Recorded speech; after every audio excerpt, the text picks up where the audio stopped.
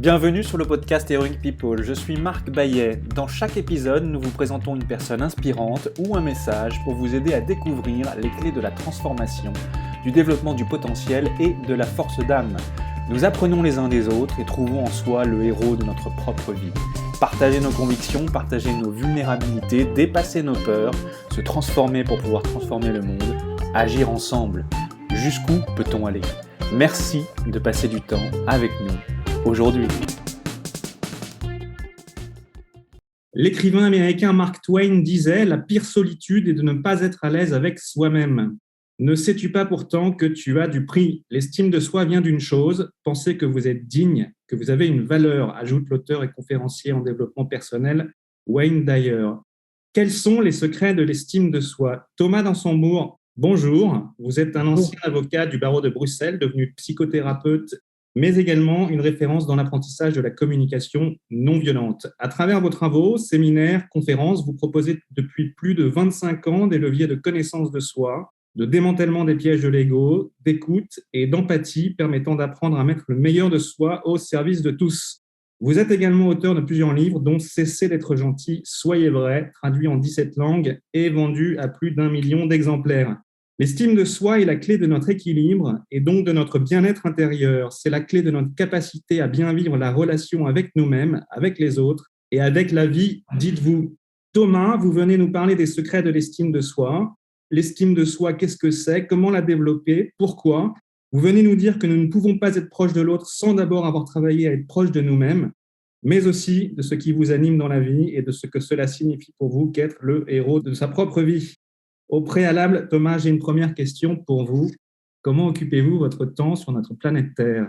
Je pense que si je résumais à l'essence, j'aime prendre soin. J'aime prendre soin de moi, du premier humain dont j'ai la charge qui est moi. J'aime prendre soin de mes proches, de ma femme Valérie, avec qui je suis en couple depuis bientôt 22 ans, nos 3 filles, mais du lieu où j'habite. J'ai eu la chance de reprendre un petit domaine familial où j'anime mes séminaires, mes formations, et c'est un lieu magnifique dans la forêt. Et j'adore être proche de ces arbres, de ces ruisseaux, de ce jardin. Et puis, évidemment, par mon travail, j'aime prendre soin des humains, de l'humanité et de leur quête de sens, parce que moi-même, la quête de sens m'a donné du fil à retordre.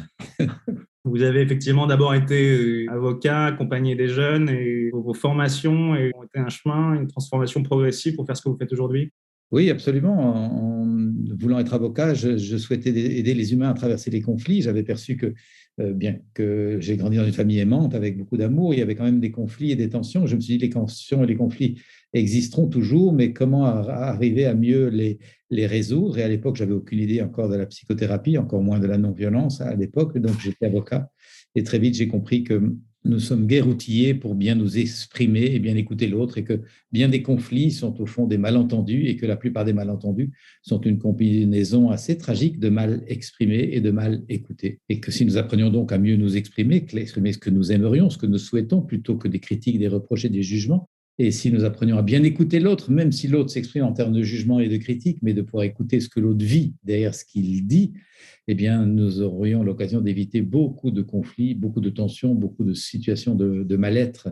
Et cet enjeu-là, de l'écoute de soi, de la compréhension de soi, de l'écoute de l'autre, eh bien, il ne figure toujours pas dans les apprentissages scolaires. C'est une urgence, évidemment, sur le plan citoyen, sur le plan de la santé publique, que d'apprendre ces choses très tôt. Nous avons tous des obstacles ou peurs à surmonter. Quel est le principal défi et obstacle ? Il peut être mental, physique, émotionnel, perçu, que vous ayez rencontré. Et comment l'avez-vous transformé de manière concrète à votre avantage ainsi qu'à celui des autres et de la communauté ?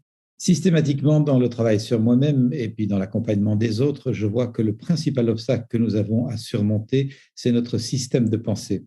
Nous sommes piégés dans un système de pensée que nous prenons pour la seule façon de penser et de regarder le monde, appréhender les réalités, les valeurs, les enjeux. Et donc, nous avons besoin d'observer ce système de pensée pour pouvoir voir est-ce qu'il me rend heureux, heureuse, joyeux, joyeuse ? Est-ce qu'il me met, ce système de pensée, dans une heureuse expansion de moi-même, où de jour en jour, j'ai l'impression d'être de plus en plus au service de la vie, mettant joyeusement le meilleur de moi au service de tous ? Est-ce que c'est ça que je vis ? Et si la réponse est plus ou moins négative, ce qui est malheureusement le cas pour beaucoup, eh bien, il est temps que je remette en question ce système de pensée pour aller voir comment penser autrement. Pour moi, ce qui a été été le plus décisif, c'est de pouvoir transformer ma vie professionnelle et ma vie affective. J'étais dans une vie professionnelle dans laquelle je gagnais bien ma vie comme avocat, comme juriste, mais j'étais pas heureux. J'étais pas dans une joyeuse expansion. J'avais l'impression de vivre à 15% de moi-même et encore. Et je sentais beaucoup de parties de moi-même qui n'étaient pas utilisées. Et sur le plan affectif, j'étais parti pour être un célibataire engagé dans un célibat défensif ou protecteur. J'avais très peur de l'engagement amoureux, l'engagement à long terme surtout. Et donc, le travail que j'ai eu à faire, c'est de transformer ces systèmes de pensée qui me coinçaient dans des rails pour pouvoir m'ouvrir à plus de liberté. Et ayant goûté moi-même cette capacité à me transformer, je me suis dit, mais c'est urgent de faire passer le message. Nous disposons, nous les humains, d'une capacité à nous transformer qui est aussi considérable que négligée ou ignorée dans la plupart des cas. Il est urgent de le savoir et de mettre ça en route, parce que la vie est bien plus belle quand on se connaît un peu mieux. Vous dites, l'estime de soi, cela s'apprend et se réapprend sans cesse, même abîmée, même desséchée, même enfouie comme une graine perdue. Elle est prête à fleurir et refleurir si nous en prenons soin. Jardinons donc l'estime de soi. Thomas, l'estime de soi, qu'est-ce que c'est? Qu'est-ce que ce n'est pas? Est-ce que vous pouvez nous en dire un peu plus? Ça me paraît être une juste appréciation de l'être que je suis, ce qui suppose une bonne connaissance de l'être que je suis, dans ses talents, dans sa lumière, dans son potentiel, mais également dans ses fragilités et dans ses ombres. Et donc, pour pouvoir avoir une bonne estime de soi, ça demande que nous nous rencontrions régulièrement. Exactement comme si nous voulons avoir une belle amitié pour quelqu'un, eh bien, ça ne va pas se faire par hasard en restant à distance, ça va se faire parce qu'on va rencontrer cette personne régulièrement, bavarder sur toutes sortes de sujets, explorer ce qui nous rassemble comme ce qui pourrait nous diviser, en tout cas ce sur quoi on n'est pas d'accord, et accepter tout ça comme étant le lien humain joyeux que nous voulons nourrir avec cette personne. C'est pareil avec nous-mêmes, nous avons besoin de nous rencontrer pour nourrir cette juste appréciation de nous-mêmes. Et donc, ce que ça n'est pas l'ego. L'ego est un manque d'estime de soi, évidemment. Et malheureusement, beaucoup de gens pensent qu'ils sont dans une bonne estime de soi simplement parce qu'ils sont dans un ego très affirmatif, parfois même hypertrophié. Et ce n'est pas de ça dont il s'agit. Une juste estime de soi suppose une capacité d'humilité, de remise en question de soi, de reconnaître ses vulnérabilités avec bienveillance et sans y voir un empêchement de la force, parce qu'on peut être à la fois très vulnérable dans certaines parties de soi et extrêmement puissant dans d'autres parties de soi. Ça, c'est la richesse de notre être humain, bien sûr, qui accepte de dépasser complètement les systèmes de pensée binaires et la dualité. S'il fallait, Thomas, expliquer l'ego à un enfant de 6 ans qui joue avec des Legos. Eh bien, on pourrait imaginer qu'il se construit avec ses Legos une petite boîte fermée dans laquelle il prétend avoir enfermé toutes les réalités. Et en disant, voilà, est-ce que tu penses que toute la réalité est là-dedans? L'enfant va dire, ben non, ça c'est une petite boîte ou c'est une petite cabane, une petite maison. Il y a beaucoup de choses autour et c'est intéressant de composer, d'ouvrir, de faire une ferme, un château, une route. Il dit, ben, tu as bien compris, l'ego. L'ego est un enfermement dans une toute petite compréhension du monde qui nous coupe de toutes les perspectives de co-construction qui existent autour. Merci Thomas. Alors, et si il existait un monde où chacun avait développé une estime de soi tout à fait lumineuse et fertile, que se passerait-il pour soi, pour le collectif, pour le monde?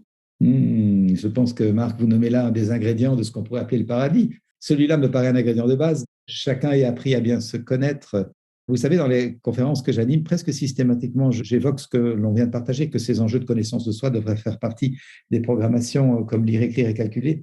Je dis volontiers qu'à côté de lire, écrire et calculer, qui sont les piliers fondamentaux de l'éducation à travers la planète, je souhaiterais que tout être humain qui va à l'école ait l'occasion d'apprendre à savoir qui il est, il ou elle bien sûr, comment il ou elle se sent, qu'est-ce que ça dit de lui ou d'elle, quels sont donc ses besoins, quels sont ses talents, quelles sont ses forces, quels sont ses potentiels, comment les mettre au monde joyeusement dans un climat de soutien et d'encouragement, en sorte de sentir que sa vie sert à quelque chose. Mais cette personne a également besoin, depuis l'enfance, de comprendre ce qui l'attriste, ce qui la peine, ce qui la chagrine, ce qui lui donne l'impression d'être seule, incomprise, ce qui lui fait peur, mais aussi ce qui la fout en rage, et qu'elle a donc besoin, cette personne, de comprendre avant que de faire payer sa rage aux autres ou son dépit aux autres.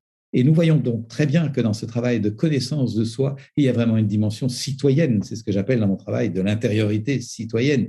Ces clés sont fondamentales pour le vivre ensemble. Et pour revenir au sujet, l'estime de soi naît de ce côtoiement fécond avec soi-même. de cette capacité à bien se comprendre pour éviter d'être dans l'action-réaction, dans le passage à l'acte souvent violent, dans l'entretien de rapports humains basés sur des rapports de force. Ça n'a plus lieu d'être. Alors, nos conditionnements conscients et inconscients qui sabotent notre estime de soi, vous venez d'en parler, notre évolution individuelle, notre relation aux autres, notre évolution collective. Spécifiquement, quels sont ces obstacles au développement de l'estime de soi? Si on peut lister un top 5 ou un minus 5? Alors, dans mon dernier livre qui s'appelle Notre façon d'être adulte fait-elle sens et envie pour les jeunes, je propose dans le premier chapitre une série de mécanismes que j'observe depuis une quinzaine d'années de façon de plus en plus précise. Et j'ai appelé ces mécanismes des mécanismes autobloquants. Parce que tant que nous ne les voyons pas, tant que nous ne les observons pas fonctionner en nous, nous sommes livrés à leur piège, nous sommes piégés dans ces mécanismes qui compromettent donc notre évolution individuelle, mais également notre évolution collective. Et j'en ai identifié 5 parce qu'ils me paraissent les plus récurrents, mais ce ne sont certainement pas les seuls. Le premier, c'est le fait d'avoir grandi sans nous en rendre compte dans une culture du malheur, dans laquelle nous savons ressasser ce qui ne va pas, ce qui ne va plus, ce qu'on n'aime pas, ce qu'on n'aime plus, et nous savons beaucoup moins quand nous savons nous réjouir de ce qui va, de ce qu'il y a, de ce qui existe, de ce qui est déjà présent pour nous, pour le monde, pour notre santé, pour notre bien-être. Et cette culture du malheur peut confiner dans un certain goût du drame. Nous savons en rajouter une couche, nous savons renvoyer 2 piques quand on a reçu une, 3 jugements quand on en a reçu 2. Et cet attachement à la souffrance est aujourd'hui bien identifié en psychologie, fait que certaines personnes se nouent autour de leurs blessures, de leur passé tragique, de leur traumatisme. Et je ne dis pas que ces choses n'ont pas eu lieu et ne méritent pas notre attention, mais elles s'y attachent comme si c'était leur seule identité. Et donc ont du mal à se dire, mais je pourrais maintenant être joyeux, joyeuse, détendue, confiante et lâcher ce passé traumatique et passer à autre chose. Et bien malheureusement, beaucoup de personnes ne font pas ça parce qu'elles n'imaginent même pas qu'on puisse le faire. Et ça, c'est le fruit de la culture du malheur. Il est temps que nous apprenions à co-créer une culture, si pas de la joie, parce qu'on n'est pas toujours en joie, mais une culture qui sait se nourrir profondément des moments de joie quand la joie est là, en sorte de pouvoir maintenir en soi un état de paix intérieure stable, transportable à travers des difficultés, parce que des difficultés, nous allons continuer d'en rencontrer, et un état de paix intérieure qui se révèle contagieux, généreux, rayonnant autour de nous. Ça me paraît être le sens de la vie, cet état de paix intérieure contagieux. Et donc, voilà un des premiers mécanismes autobloquants, lâcher l'attachement à la tragédie, au malheur, aux mauvaises nouvelles, à ce qui ne va pas, et apprendre à nous réjouir de ce qu'il y a pour changer l'énergie, non seulement de nous, de notre famille, de notre couple, de notre classe, de notre entreprise, de notre village, mais également du monde, tout simplement. Le deuxième, si nous avons le temps, c'est la culture des rapports de force. Nous avons grandi dans une culture qui, depuis des millénaires, règle les différends ou la différence par des rapports de force. Domination, soumission, agression, démission, manipulation, séduction, argumentation pour avoir raison. Tout ça, ce sont des rapports de force.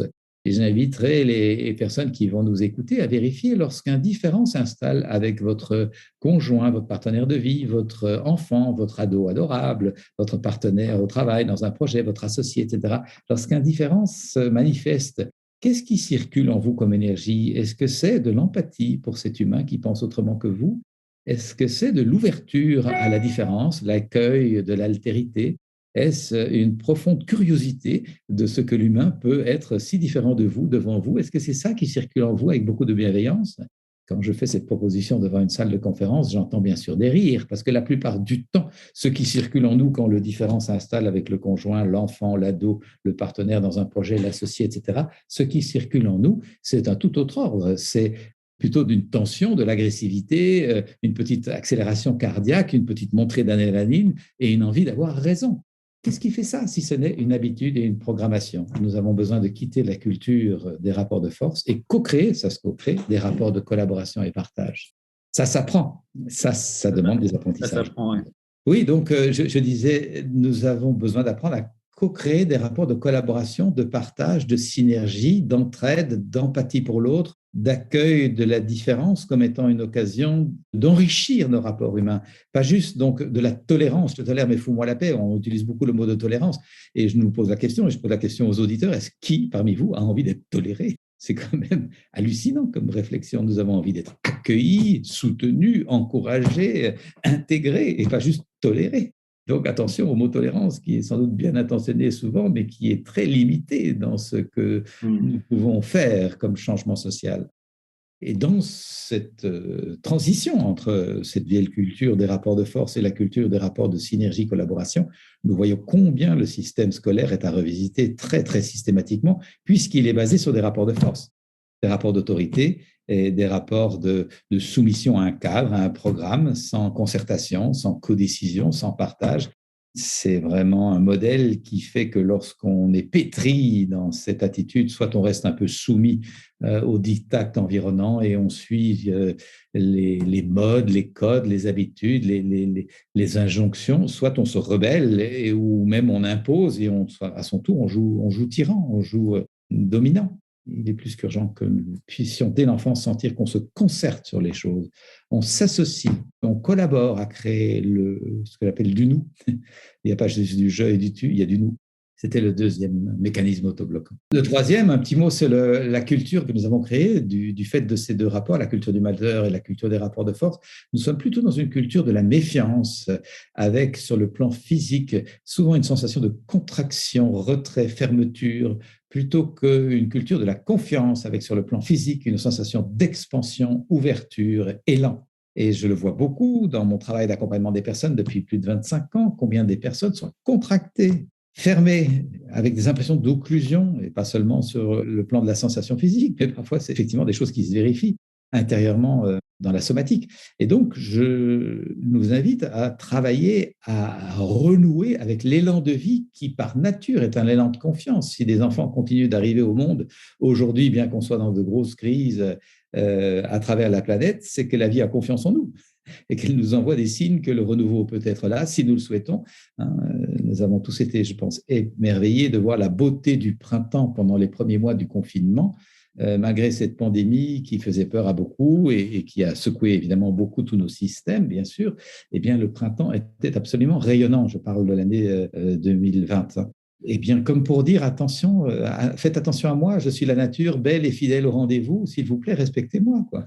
Eh bien, je pense que nous avons besoin de quitter la culture de la méfiance et d'entrer dans la culture de la confiance, confiance dans la résilience, confiance dans ce que la vie est une succession d'étapes, confiance que la mort, par exemple, est une des étapes de la vie et que ce n'est pas effrayant comme cette pandémie l'a fait croire aux gens. Tout d'un coup, c'est comme si on se rappelait qu'on était mortels. Ben oui, nous sommes mortels. Restons conscients des enjeux de la vie et donc de la mort.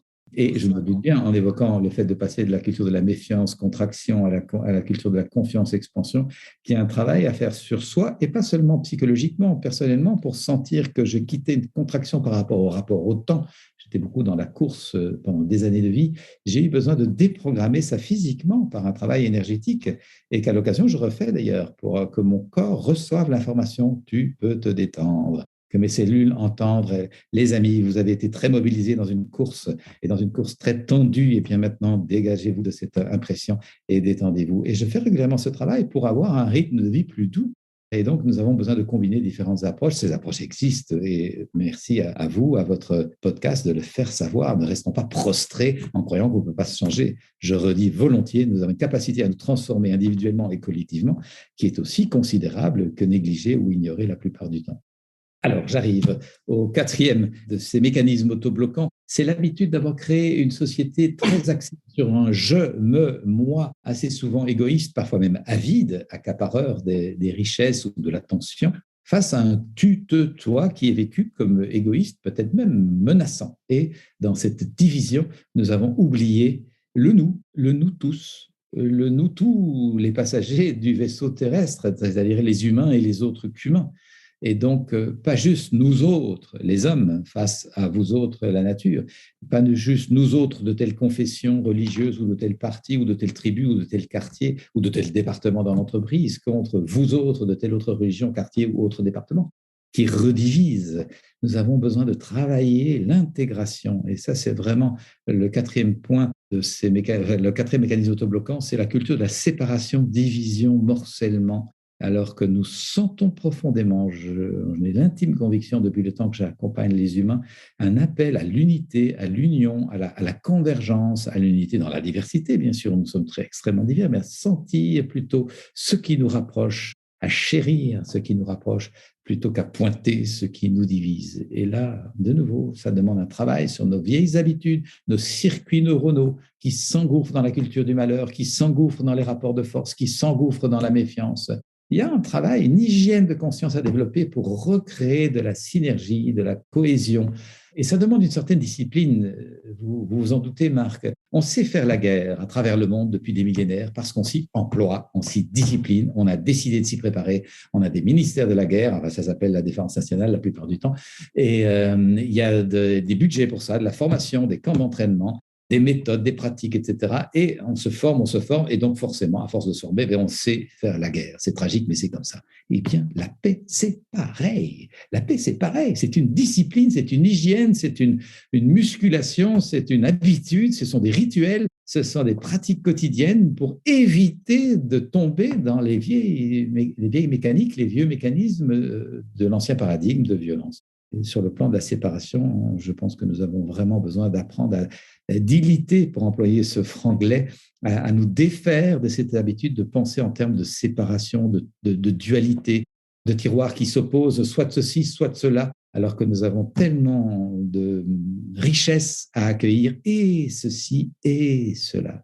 Vous savez, ça m'a frappé. Quand j'étais thérapeute, j'ai eu un cabinet de thérapeute pendant une dizaine d'années, j'ai accompagné beaucoup de couples, notamment en difficulté. Le nombre de couples divisés par cette pensée binaire, et la petite phrase est presque un cliché, mais le nombre de couples qui disaient à l'autre « Je me suis coupé de moi pour être avec toi pendant tant d'années, et bien maintenant je me coupe de toi pour être avec moi. » Mon Dieu, mais quelle pauvreté de pensée et de conscience. Comment est-ce que ce couple n'est pas entré dans sa relation en fêtant la vie, en se disant « Et je prendrai soin de toi parce que je te chéris profondément, et je prendrai soin de moi parce que je me chéris profondément, et je prendrai soin de nous. » Parce qu'entre toi et moi, qui sommes deux êtres vivants, il y a un troisième être vivant que nous avons mis au monde en décidant d'être en couple. Et cet être vivant, eh bien, il est né, il a grandi, il a fleuri, mais il a pu se fatiguer, il a pu peut-être tomber malade. Et cet être vivant, pourrait effectivement mourir si toi et moi ne prenons pas soin de nous. Et donc, avoir une conscience élargie et non pas une pensée binaire. Voilà, c'était le 4e piège. Et alors, si on a encore le temps, le 5e, c'est l'habitude de la culture de lutte contre le temps. Nous voyons le temps comme un ennemi, comme un empêcheur de vivre, alors que c'est la condition même de notre existence. Nous nous battons contre quelque chose qui est le facteur premier. Nous arrivons sur cette planète dans l'espace-temps.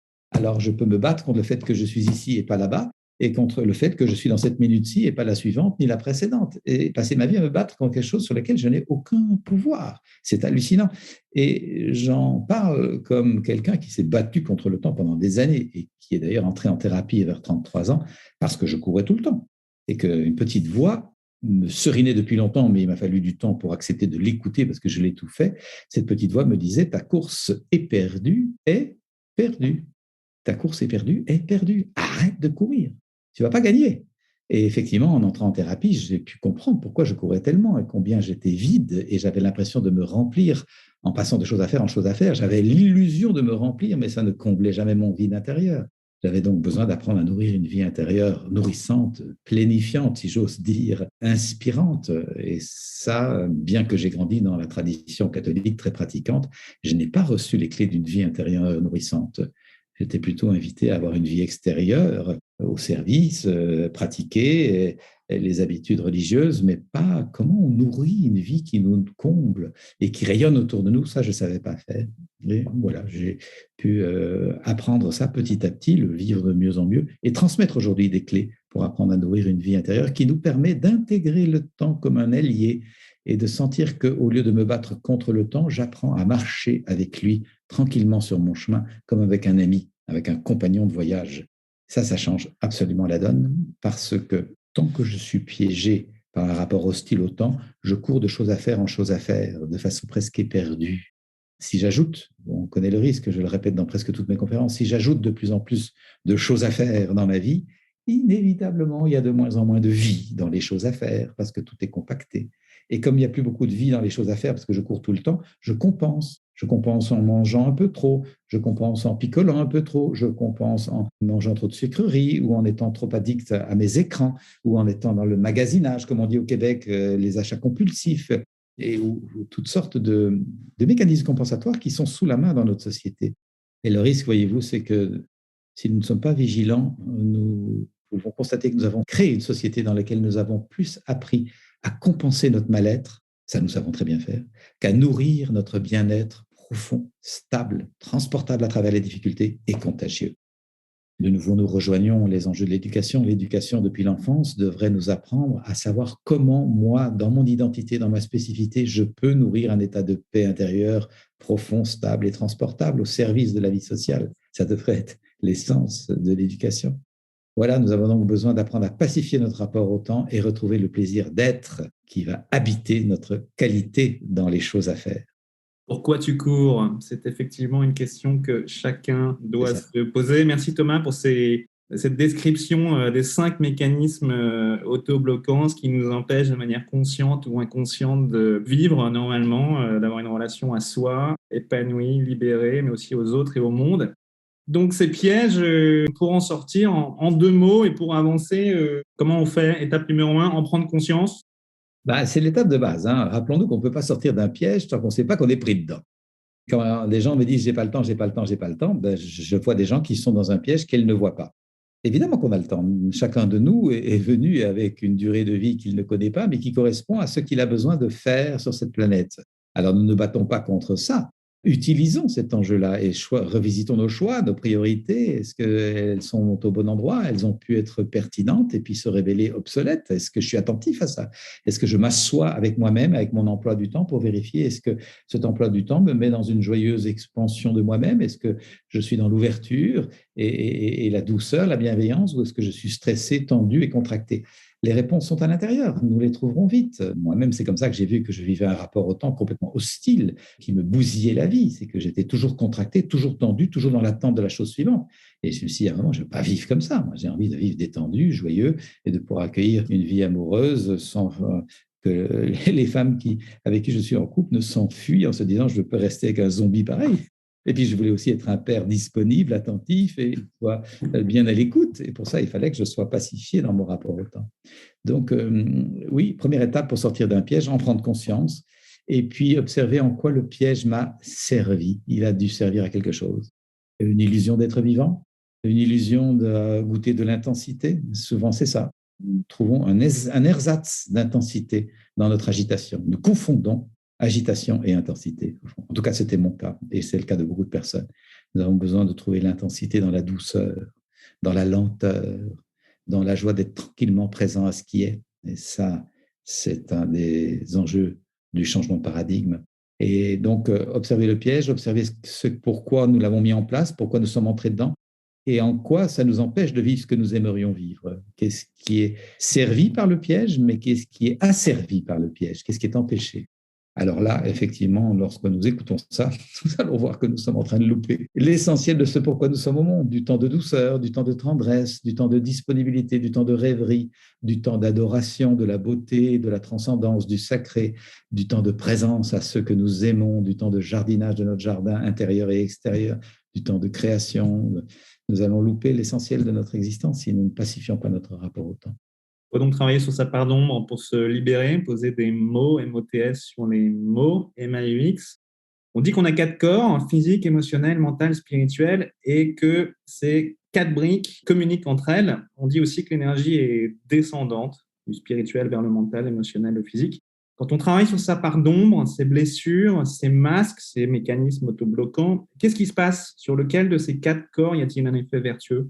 Comme vous l'avez dit, ils sont en interaction et ça me paraît être une véritable écologie intérieure et que donc quand nous commençons à bouger un des éléments, les autres s'ajustent et ça fait toute une réharmonisation, je dirais un reset, si je puis dire, de notre système avec beaucoup d'intelligence collective d'ailleurs. C'est quelque chose qui, moi, me passionne de voir que quelqu'un qui arrive, par exemple, avec de grands troubles de l'attention, qui n'arrive pas à se concentrer sur quoi que ce soit, va apprendre tout autre chose que se concentrer, mais va apprendre simplement à danser, par exemple, et à se sentir dans son corps, à sentir la fluidité du mouvement et la volupté qui se dégage de ça. Et petit à petit, cette sensation de présence va lui permettre de réaliser, tiens, je me concentre plus, je suis plus attentif, je suis plus éveillé. C'est parti du physique et puis ça va sur le psychologique ou sur le mental. Et puis, lorsqu'on entre là-dedans, moi, j'ai acquis cette confiance extraordinaire, c'est que spirituellement, nous sommes bien aidés, parce que tout d'un coup, nous nous mettons au service de la vie, de ce qui réanime la vie, de ce qui réenchante la vie, et la vie s'en enchante justement et nous apporte vraiment son souffle. Merci Thomas. Donc, poser des mots, MOTS, sur les mots. Oui, mais parfois, c'est quand même bien difficile de nommer les choses, vous l'avez dit tout à l'heure, et le connais-toi toi-même, Socratique, nous paraît bien souvent inaccessible. Quel rôle la communication non violente peut-elle jouer ici? Peut-on dire que la communication non violente, Thomas, est un ensemble de techniques qui consistent à partir des faits, y associer un ressenti et enfin formuler un besoin pour mieux faire passer son message à l'autre? Techniquement, c'est de cet ordre-là. Il se fait que le bénéfice est tout autre que simplement améliorer la communication. L'approche dite de la communication non violente est vraiment un outil d'éveil et de conscience pour nous sortir notamment des 5 mécanismes évoqués plus haut et entrer dans un état de conscience non violente qui n'entretient pas la séparation, la division, les rapports de force, la culture du malheur, qui reste dans l'ouverture, dans la recherche de la connivence, de la connexion et de la création de possibilités nouvelles qui n'ont pas été vues ni par toi ni par moi, mais que le nous, justement, va pouvoir sans doute co-créer. Et donc, cette approche est extrêmement fertile puisqu'elle invite les deux parties, quand il y a deux parties, à se remettre en question, à se transformer, à lâcher leur posture. Et donc, c'est bien plus que seulement un outil de communication, c'est vraiment un outil de qualité d'être, c'est une clé de qualité d'être et de qualité d'être ensemble, bien sûr. Le but est d'apporter du changement social. Mais dans sa mise en pratique, ce n'est pas toujours facile. Souvent, j'observe que les personnes qui démarrent avec la technique, le principal obstacle, c'est de poser un mot sur le ressenti associé au fait dont on parle. Oui, bien sûr, au début, notre vocabulaire du ressenti est très limité, alors que le ressenti est extrêmement précieux. Les sentiments sont comme des clignotants ou des signaux sur un tableau de bord. Ils indiquent que des fonctions sont ou ne sont pas remplies dans notre mécanique intérieure. Les sentiments sont agréables ou désagréables. Autrefois, on disait positif ou négatif, mais avec le grand risque, c'est qu'on ne voulait pas voir le négatif, donc on mettait les sentiments dits négatifs dans la cocotte minute, et tôt ou tard, la cocotte minute explosait. Je ne veux pas voir ma colère, je ne veux pas voir ma peur, je ne veux pas voir mon dépit, je ne veux pas voir mon ras-le-bol, je ne veux pas voir ma tristesse, et à un moment, la cocotte, elle n'en peut plus, elle explose, ou elle implose dans le burn-out. Donc, nous sortons de cette catégorie positive ou négative qui comporte ce grand risque de rejet, et nous évoquons une catégorie simplement basée sur l'expérience, et pas un jugement de valeur. Il y a des sentiments agréables et il se fait qu'ils sont pertinents parce qu'ils renseignent des fonctions nourries. Je suis joyeuse, détendue, confiante quand mes besoins d'appartenance, reconnaissance, trouver du sens à ma vie, échanger de la tendresse sont nourris. Assez souvent, nous sommes au clair quand ça se passe agréablement. Lorsque ça se passe désagréablement, nous sommes moins clairs. Je suis triste, déçue, découragée, en colère, je me sens seule ou impuissante. Est-ce que là, je suis capable d'aller voir mes propres besoins et de me prendre en main pour aller mieux? La plupart du temps, malheureusement, non. Lorsque les sentiments sont désagréables et que donc les besoins ne sont pas nourris, j'accuse quelqu'un. Je suis triste à cause de mes parents, je suis en colère à cause du gouvernement, je suis furieux ou furieuse à cause de mon compagnon ou de mes enfants. Nous savons accabler, reprocher, critiquer. Nous savons moins bien dire « je suis en colère parce que j'ai besoin de reconnaissance pour mon travail. Eh bien, je vais aller demander de la reconnaissance à mon travail, à mon patron. Je prends rendez-vous demain. » Prendre mon besoin de reconnaissance en main. Je me sens seule et impuissante et triste, j'ai besoin d'appartenance, eh bien, au lieu de me lamenter pendant 1000 ans, je rejoins un club de bridge ou une troupe de théâtre pour trouver de l'appartenance. Je prends mon besoin d'appartenance en main. Et je nourris mon estime de soi au passage. Et par exemple aussi, si je réalise que je manque d'estime de moi, au lieu de me lamenter et de m'enfermer dans ce cajot, eh bien, je dis, j'ai besoin de travailler l'estime de moi. Qu'est-ce qui pourrait m'aider? Peut-être je vais aller suivre un cours d'improvisation, un cours de danse pour trouver une façon d'être plus en expansion. Et ainsi, petit à petit, des outils innombrables existent pour travailler sur nous. Nous avons besoin d'arrêter de nous lamenter de ce qui ne va pas et prendre soin de ce qui va bien ou de par où ça va aller bien.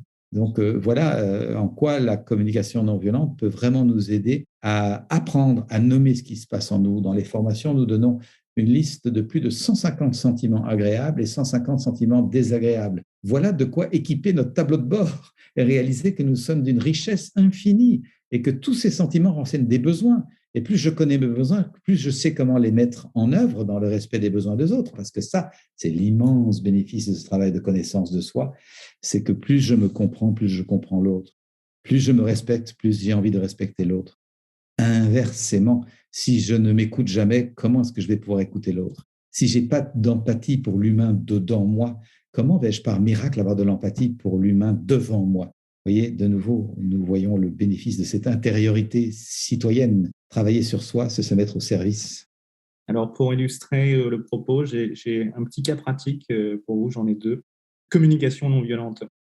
Le premier, votre associé en charge des ventes arrive systématiquement en retard dans les rendez-vous de prospection chez les clients et il ne s'excuse jamais auprès du prospect. Il ne semble pas avoir confiance de l'impact que cela peut avoir à la longue sur la capacité de l'équipe réunie ensemble à mener à bien le processus de vente, inspirer confiance au prospect, créer un lien, convaincre, etc. Et aujourd'hui, le scénario s'est répété pour la 4e fois consécutive en un mois. Vous êtes un peu tendu parce que vous voyez que l'entreprise envoie une mauvaise image au prospect et que ça crée des risques de non-transformation commerciale. Qu'est-ce que vous lui dites et de quelle manière? Je pense que dans le cas que vous nommez, il y a déjà eu quelques situations semblables et que donc le problème a pu être abordé précédemment. Oui. Et que là, franchement, il y en a marre. Et donc, je dirais, franchement, là, je suis en colère parce que je ne comprends pas ce qui fait que tu arrives en retard. Et j'ai vraiment besoin de respecter notre travail et d'assurer la bonne image de notre entreprise. Et j'aimerais comprendre ta motivation. Franchement, est-ce qu'on peut prendre un moment pour se parler de ça? Et je dirais ça sur ce ton-là. La non-violence, ce n'est pas la non-colère ni la non-vigueur. Mais je ne vais pas lui dire, tu es un égoïste, tu es un imbécile, tu es un menteur. Ça, ce seraient des jugements et des critiques que je n'ai pas le droit de formuler. Je ne sais pas ce qui explique son attitude. Peut-être qu'il a peur des rendez-vous, et peut-être que beaucoup de gens ont peur des rendez-vous et finalement procrastinent et y arrivent en retard et sont dans des mécanismes un peu d'auto-sabotage comme ça. Donc, je vais essayer de comprendre qu'est-ce qu'il y a dans son fonctionnement, mais je vais lui indiquer que franchement, là, il est temps qu'on perce l'abcès. Et le ton et la vigueur de l'expression sera sans doute nécessaire pour que l'autre arrête de croire que ce n'est pas grave. Merci Thomas. Deuxième petit cas pratique de communication non violente. Votre petite amie n'exprime jamais ses sentiments et ses ressentis.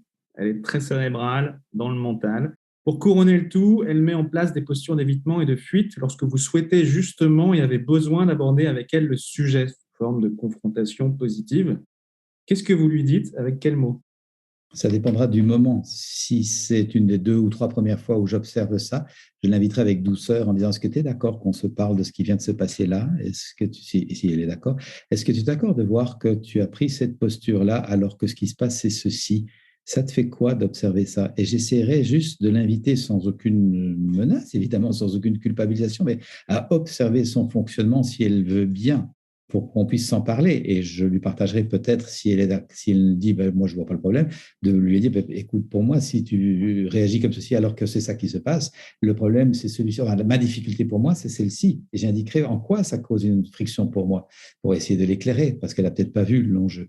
Si ça se répète, je pense que de nouveau, comme pour l'image précédente, je ressentirai de la colère et dire franchement, je suis fatigué de cette attitude que personnellement je ne comprends pas. Voilà pourquoi j'en suis fatigué. J'indiquerai j'ai besoin qu'on regarde les choses en face, j'ai besoin qu'on ne se mente pas, j'ai besoin que chacun de nous cesse d'être gentil, mais soit vrai avec soi-même bien sûr, mais avec la réalité. Et donc, est-ce que tu peux m'expliquer qu'est-ce qui fait que tu as réagi comme ça?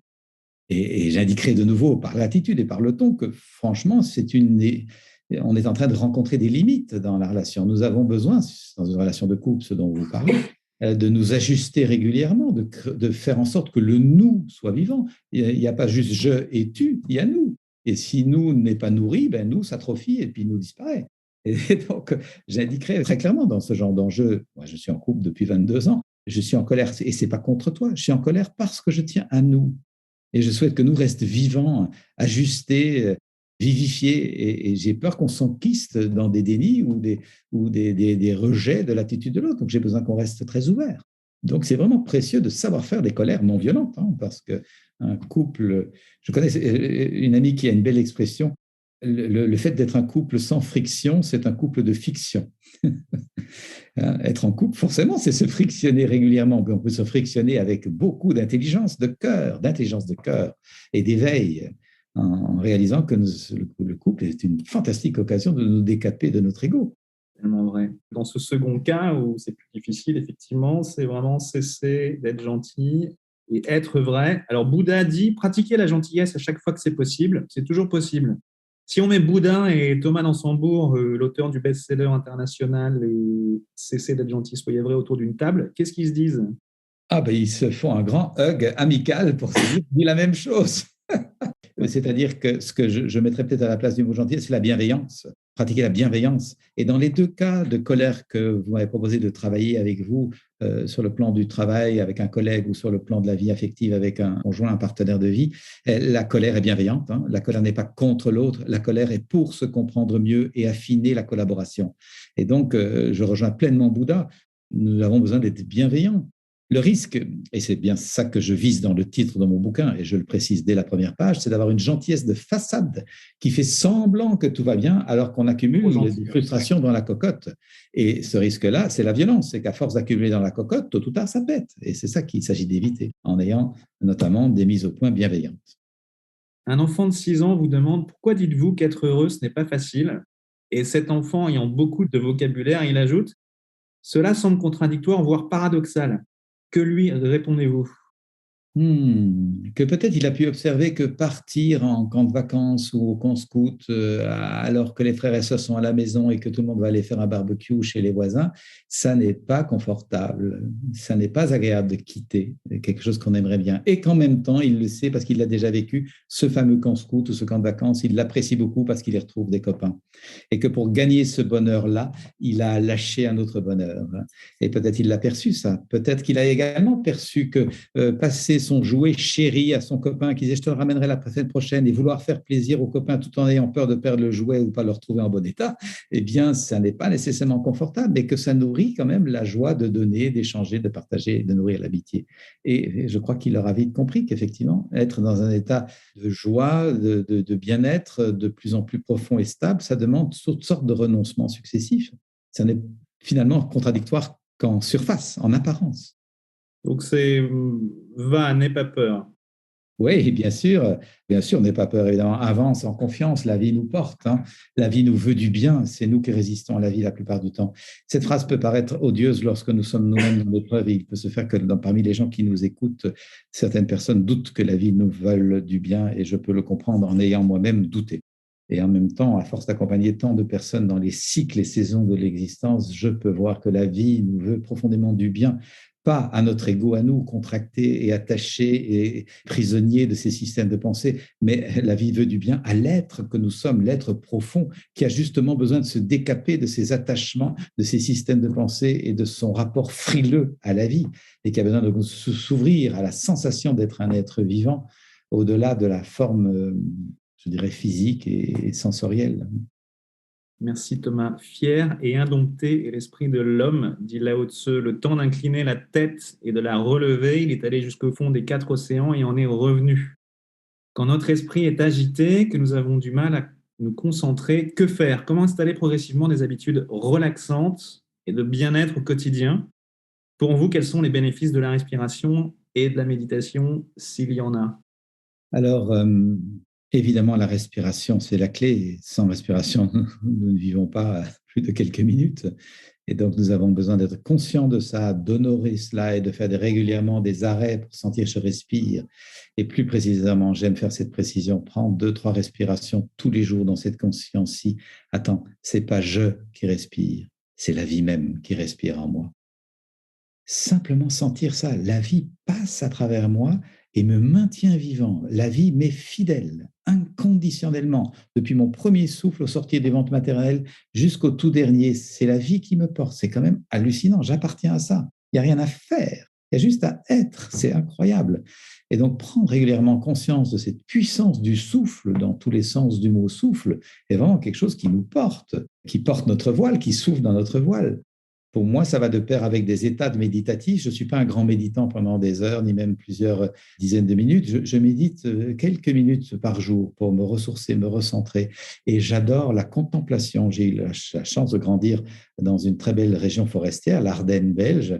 Notre maison est au milieu des bois, et d'être évidemment émerveillé par la beauté de la nature, et la contemplation nourrit profondément ma sensation d'appartenir quelque chose d'infiniment plus vaste que moi, et donc de sentir que j'appartiens à quelque chose qui a existé bien avant, qui existera bien après, qui existe à travers la planète et bien au-delà dans le cosmos aussi.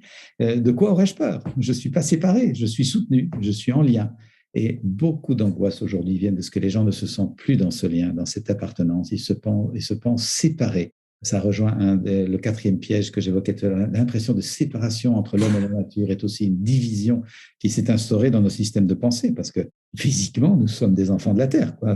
Notre biologie l'indique bien, nous sommes des mammifères et nous sommes en filiation avec la Terre. Nous ne sommes pas dans la nature comme un touriste et dans la ville, nous sommes de la nature comme un enfant et de sa famille, et ça change complètement la donne, évidemment.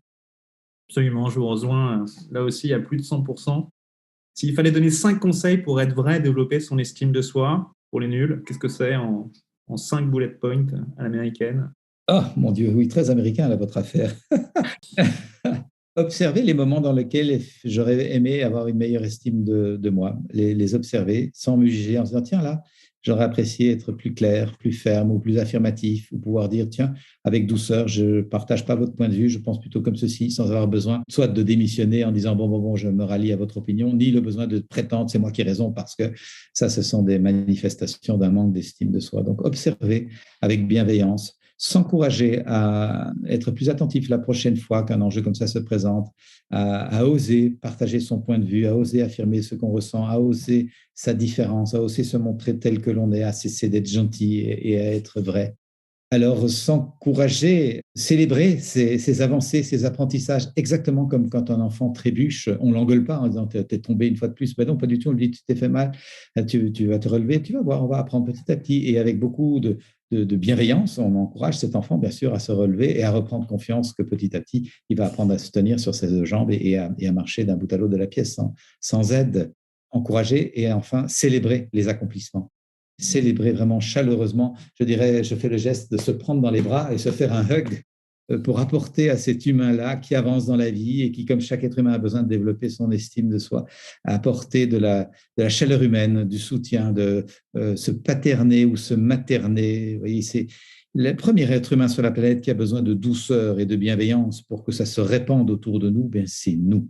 Je suis vraiment frappé dans mon travail combien beaucoup d'êtres souffrent de sentir qu'ils manquent de douceur vis-à-vis d'eux-mêmes. C'est un enjeu extrêmement récurrent. Et c'est vrai que nos systèmes éducatifs ne nous ont pas invités à ça. Et je crois qu'ils étaient bien intentionnés. Ils voulaient éviter des systèmes d'égocentrisme ou de narcissisme. Mais ce faisant, ils nous ont comme coupés d'une juste estime de soi. J'aime rappeler que c'est sans doute le message chrétien qui imprègne le plus nos cultures dans cette région du monde-ci, que l'on soit dans la pratique ou pas du tout. Mais la phrase du Christ dit bien « aime ton prochain comme toi-même ». N'oublions pas la deuxième partie de la phrase, c'est vraiment un enjeu de base, qui est d'ailleurs relayé par la plupart des traditions philosophiques et spirituelles. Trouver d'abord un état profond d'amour pour l'humain que nous sommes, en sorte que cet état se répande comme une onde autour de nous. C'est relayé effectivement par notre religion chrétienne, catholique, et enfin par les grandes religions, mais aime ton prochain comme toi-même, mais sans nous en donner les clés. Heureusement qu'il y a eu la psychologie et enfin, toutes ces disciplines dérivées, tout ce que vous développez, vos travaux, pour nous en donner les clés, parce que bien sûr, ça complémente, enfin, ça donne la recette quand même. C'est ça, ça donne des outils de transformation concrets, parce que c'est vrai que comment c'est concret. Voilà, il faut que ce soit très concret, praticable.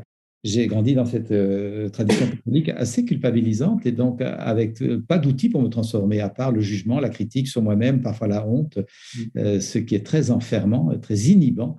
Et la CNV m'a permis vraiment de voir que quand je me juge, je peux transformer mon jugement en encouragement.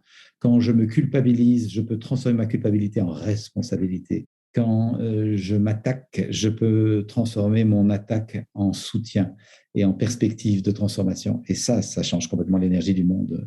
De nouveau, on voit que ce travail sur soi est un travail de santé publique, au fond. C'est un enjeu citoyen, pour y revenir.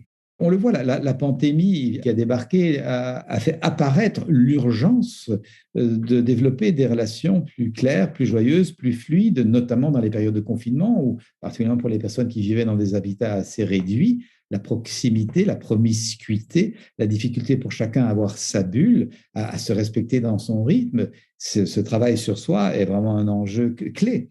Et je vois que beaucoup de personnes ont saisi l'occasion dans cette période pour justement s'outiller, apprendre et tirer parti de ce drôle de laboratoire forcé pour se transformer et s'éveiller. Mais j'espère que, j'en suis pas trop sûr, mais j'espère que nos structures vont organiser les systèmes éducatifs autrement C'est vraiment un enjeu de grande urgence devant la transition que nous vivons aujourd'hui.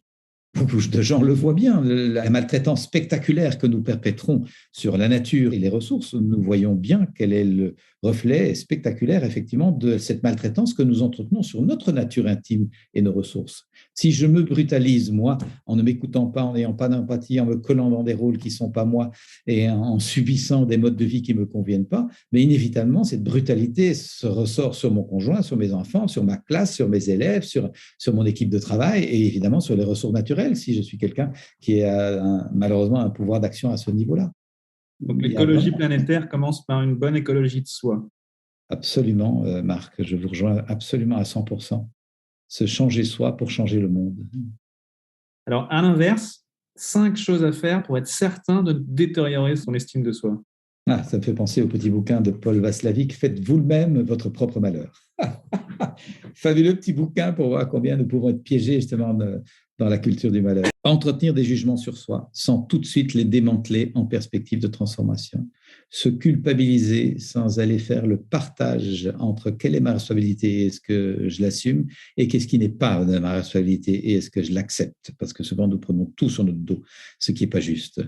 Entretenir le ressassement de ce qui s'est mal passé, de ce qui s'est mal vécu, de ce dans quoi je n'ai pas réussi comme je l'aurais voulu, m'attacher à mes blessures, à mon passé tragique ou à mes traumatismes. Et de nouveau, je ne dis pas que des traumatismes n'ont pas eu lieu. Bien sûr que beaucoup de gens ont vécu des choses extrêmement pénibles et en même temps, nous avons besoin d'apprendre à lâcher ça. Et ce travail de deuil et de transformation existe. Les clés existent pour se pacifier complètement. J'ai vu des gens abusés, physiquement violés, retrouver un état de paix et de pacification complète et de joie d'être au monde et d'envie de partager leur élan de vie. Et donc, si on veut se rendre la vie malheureuse, je reviens à votre proposition, rester accroché à ce qui ne va pas, bien sûr, et ressasser cela et se plomber enfin par des pensées négatives, des pensées inhibantes, des croyances limitantes en les prenant pour la vérité.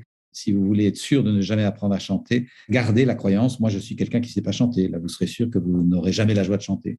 Mais par contre, une croyance comme ça, avec la pratique de la CNV notamment, peut se transformer par la conscience. Quand je me dis que je suis quelqu'un qui ne sait pas chanter, comment je me sens? Peut-être souvent triste ou déçu. Eh bien, ça dit quoi de moi? Quel est mon besoin clignotant? Ça dit mon besoin de me faire confiance que je peux apprendre. J'ai entendu cette phrase quand j'étais gamin, mais est-ce que j'ai vérifié? Besoin de vérifier, besoin d'apprendre, besoin de me faire confiance. Bon, j'attends que ça tombe du ciel, l'apprentissage. Eh bien non, je passe à une action, à une demande, à une stratégie. Je vais suivre un cours de chant ou je rejoins une chorale. Et la plupart du temps, je vais apprendre à chanter. La croyance peut me maintenir dans un état de mal-être, c'est un enjeu assez limité, mais quand même, alors que l'écoute de mes sentiments et de mes besoins peut me remettre en vie et en envie. Donc ça, c'est une première chose à faire pour être sûr de tout rater. Est-ce qu'il y aurait d'autres recommandations pertinentes pour être sûr de encore plus tout rater? Oui, regardez les nouvelles.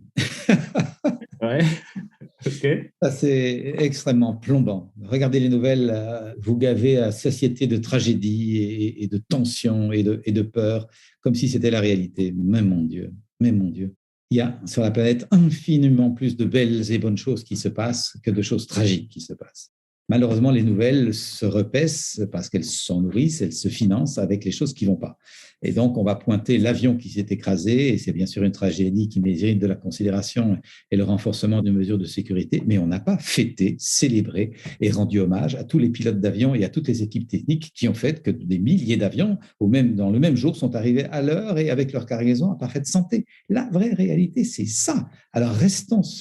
C'est citoyen que de rester objectif et nourri par les belles et bonnes choses, avec une attention bien sûr pour les moins bonnes qui se passent, parce qu'on n'est pas dans une pensée binaire, soit l'un, soit l'autre, c'est et l'un et l'autre, mais dans les justes proportions. Et donc, si nous voulons nous plomber la vie, continuons à ressasser tout ce qui ne va pas, ça va nous rendre vraiment l'énergie extrêmement pauvre, donc l'immunité très pauvre, et donc la capacité à choper n'importe quelle maladie dès qu'elle passe, ou de quel moment de déprime, ou des envies suicidaires.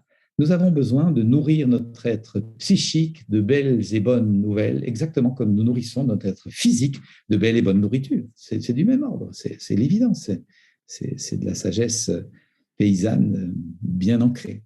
Merci beaucoup Thomas. Gaieté, rire, simplicité, que vous inspirent ces mots? C'est ma devise. C'est votre devise, bon, formidable. J'ai été inspiré. Avec qui rêvez-vous de prendre un café ou un thé vert? Oh, beaucoup de personnes, mon Dieu. Ah, s'il était en vie, Khalil Gibran, sans aucun doute. Aujourd'hui, certainement, j'ai eu l'occasion de le faire, quelqu'un comme Pierre Rabhi, j'ai eu l'occasion de croiser Edgar Morin, d'échanger avec lui. J'apprécie beaucoup Boris Cyrulnik, bien sûr, des gens comme ça. Ouais. Alors, il y en a beaucoup, bien sûr. Bien sûr, j'ai eu l'occasion de croiser Nicolas Hulot.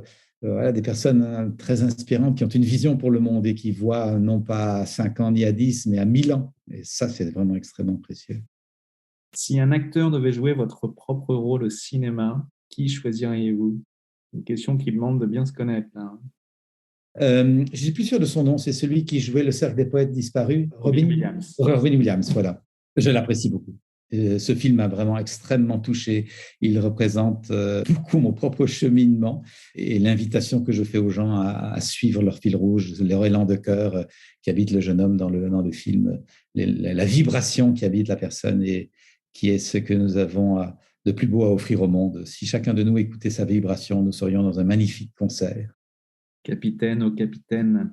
C'est vrai que c'est un film magnifique et que le personnage joué par Robin Williams est vraiment très inspirant. Pour quelle chose ressentez-vous le plus de gratitude dans votre vie? À qui avez-vous envie de dire merci? Certainement à ma femme Valérie pour m'avoir fait une incroyable confiance tout au long de ce parcours. J'ai une immense gratitude pour son attention, sa présence, son soutien. Je ne serais pas la personne que je suis sans elle. Et évidemment, avec elle, mes enfants, j'ai 3 filles que je chéris profondément et qui sont des jeunes adultes maintenant. J'ai une immense gratitude pour cette vie de famille. Oui. Merci beaucoup, c'est très inspirant. Quel conseil ou petit exercice simple et concret pouvez-vous proposer à ceux qui nous écoutent pour commencer à introduire le changement et améliorer tout de suite leur vie et leur quotidien? S'asseoir avec soi-même régulièrement, au moins 3 fois par jour. 3 minutes, 3 fois par jour. Je m'assois, je m'écoute. J'écoute ce qui va bien en moi. J'écoute les sentiments agréables. Qu'est-ce qui nourrit et vers quoi ma vie tend? Quand j'écoute ce qui va bien, je tends vers ça. Si je suis joyeux, heureuse parce que j'ai fait une rencontre qui me plaît ou je vais vers une rencontre qui me plaît, eh bien, je sais combien l'amitié, la connexion, la rencontre est importante pour moi et ça réaimente ma boussole vers ça.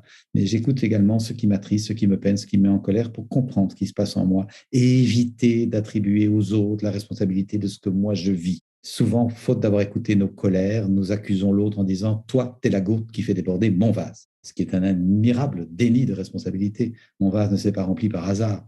J'ai besoin d'être conscient de l'état de mon vase, à la fois de ce qui s'y remplit d'agréable, mais aussi de ce qui s'y remplit de désagréable. Et donc, j'ai la responsabilité pour éviter d'exploser. Donc, 3 minutes, 3 fois par jour de vraie présence à soi, en nous posant la question « comment ça va? Comment je me sens? Qu'est-ce qui va bien en moi? Qu'est-ce qui va moins bien ?» Cette fréquentation régulière de soi a le même effet que quand je veux rencontrer un ami. Je vais le fréquenter ou la fréquenter régulièrement pour petit à petit nouer l'amitié. Et petit à petit, le bénéfice n'est pas immédiat, mais petit à petit, si c'est régulier, eh bien, c'est comme un jardinage. Cette présence à soi, qui est la clé de l'estime de soi, va mûrir, va fleurir à l'intérieur de moi-même. Le Dalai Lama dit « Le vrai héros est celui qui vainc sa propre colère et sa haine ». Pour vous, qu'est-ce que cela signifie être la héroïne ou le héros de sa propre vie? Il y aurait beaucoup de choses à en dire. C'est d'avoir accepté les remises en question, pas nécessairement confortables, qui permettent de quitter un inconfort connu, inconfortable, mais qui a le bénéfice d'être connu, pour oser s'enhardir à aller vers un confort et donc un bonheur, une paix encore inconnue, et donc de passer par cette zone un peu no man's land de transition, où l'on quitte quelque chose qu'on connaît, même si on ne l'aime pas, et on va vers quelque chose qu'on ne connaît pas encore, et il y a une sorte de traversée du désert sans repère, et accepter ce moment de transition en confiance, un peu comme un trapéziste lâche le trapèze sur lequel il est bien accroché pour espérer attraper le trapèze suivant sans filet. Et la confiance que j'ai acquise, c'est que le trapèze est bien là au rendez-vous. Parfois, on doit le faire plusieurs fois dans la vie, ce processus. Sans doute, absolument, oui. Dernière question, Thomas. Pour vous, qu'est-ce que la force d'âme? C'est tout ce dont nous voulons parler. Nous venons de parler de tout ce qui compose la force d'âme. Nous sommes arrivés sur cette planète, dans cette incarnation, pas par hasard, avec une couleur à apporter, une note à apporter, un frémissement à apporter au grand opéra. La force d'âme consiste à sentir ce tressaillement, à y faire droit, à oser le mettre au monde, au sens d'en accoucher de nous-mêmes et faire confiance que si nous sommes au monde, c'est que nous avons une couleur à apporter justement. Et lâcher donc la culpabilité qui malheureusement habite beaucoup de nos contemporains, la culpabilité d'autre monde, et donc le doute que je puisse apparaître, qui se conjugue avec la peur d'apparaître. À la fois j'ai peur d'apparaître et à la fois je doute que j'ai le droit d'apparaître. Nous avons besoin d'apprendre à dépasser ces frilosités, à éclore la fleur, l'arbre, le chevreuil, à nous estimer nous-mêmes.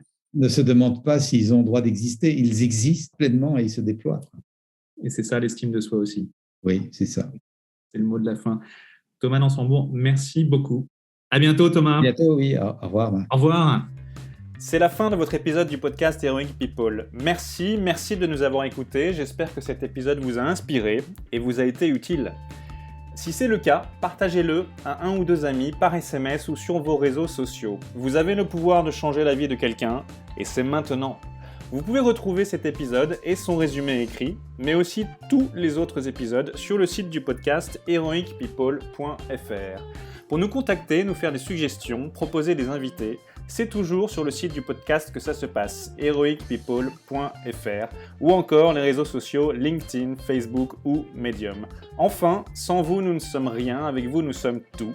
Si vous avez été inspiré par cet épisode, alors laissez-nous un commentaire et quelques étoiles sur Apple Podcasts ou votre plateforme d'écoute préférée. Dites-nous comment le podcast vous a inspiré et contribue à améliorer votre vie. C'est grâce à cela que nous pouvons faire connaître le podcast Heroic People. Merci d'avoir écouté, il est temps maintenant d'agir et de révéler sa grandeur et sa force d'âme. À bientôt sur le podcast Heroic People.